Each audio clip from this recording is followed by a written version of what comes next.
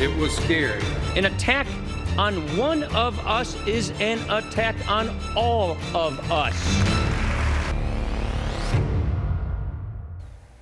In the aftermath of last week's shootings targeting Republican elected officials, there are calls to dial down the rhetoric. Arizona's members of Congress, Republican and Democrat, say they've been targeted with death threats.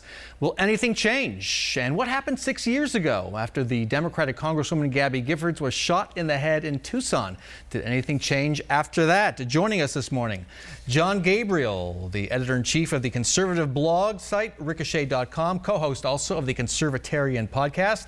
Catherine Alonso, Chief Executive Officer of Javelina, a Phoenix marketing and political consulting firm, and political analyst Chris Hurstum. Good to see you all. Good morning. Happy Father's Day. Happy Father's Day, yes, to all of us. Yeah. Yeah.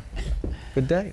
Let's look at the big picture first before we get to Arizona and drill down there. Why this happened. John, on your podcast last week, you blamed rhetoric on the left, and you also made the warning that the right has guns, so watch out. Explain what you were saying there. Well, what concerns me about both sides, and I think we focused a lot about Donald Trump's excessive rhetoric, which is obviously appalling, but we're hearing that from the left too. And what concerns me as someone who's a student of history is just looking at both sides and worrying about this constantly escalating war of words between both sides. And obviously Donald Trump is doing himself no favors. But from the left, you've seen this #resist movement, and we've just seen violence throughout, especially on our coastal areas. We've seen them on college campuses. We've seen it in Washington, D.C., the weekend of the inauguration. And what concerns me is that you're going to get some crazy on the right and the left just egging each other on, so it just gets uglier and uglier. And I think everybody needs to take a step back. I think Senator Jeff Flake and Kyrsten Sinema as well are an example of a Republican and a Democrat who are working very hard to bring the civility back. So you see this more as a product of the rhetoric of the left, this shooting? Well, I don't think it's more of a product of the left. I think in this particular case it was, but we've seen violence from the right as well. I think you have both sides egging themselves on, and what I'm very concerned about, Donald Trump's rhetoric obviously gets covered as a very bad thing. I think there's a lot of bad operators on the left as well, and I think we both need to step back. Catherine, what environment created this? What caused this? I don't think that it can ever be said that it happened quickly. The rhetoric, political rhetoric over the last few years has been incredibly divisive. I think all the way through President Obama's presidency, there was incredible insight of violence coming from the right, and I also don't think it's helpful to blame. I don't think it's helpful to think who's to blame for this, whose fault is this. I think the question should be, what do we do about it? And what is the role of the left and the right and everybody that falls outside of those labels in changing it? We'll get to that. I want to go to Jeff Flake. He stood out in the coverage last week. He rushed to the aid of 2 people who were wounded. He called Congressman Steve Scalise's wife from the ball field. He was on TV all the way through late in the evening, including the congressional baseball game, which he played him. What kind of message was Flake sending through the day, through that terrible day? Well, first of all, he was sending a message of heroism.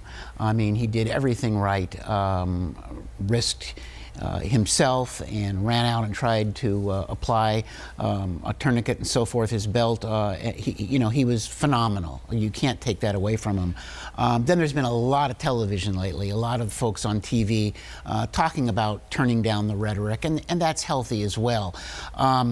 I just want to go back and say, though, that in no way I don't think you can blame the resist movement or the indivisible movement of the Democrats right now. Blame this shooting on them. To me, that's unfair. I think that's a grassroots reaction to the Trump administration, and I think it's unfair to blame it on things like that. And I got to tell you, this is going to sound a little bit like Donald Trump right now, which is amazing for me.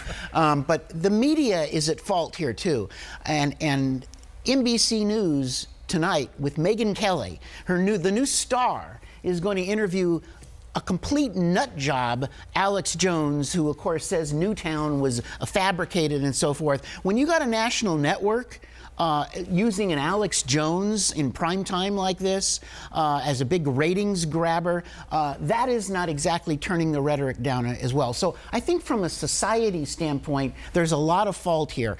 Extremism flourishes when moderation fails. And our political system right now does not allow for a center, a moderate problem-solving group of elected officials. We have more extremists elected today, and when you've got an angry America with 300 million guns in our society, it leads to incidences like this. Catherine, you heavily advises political candidates.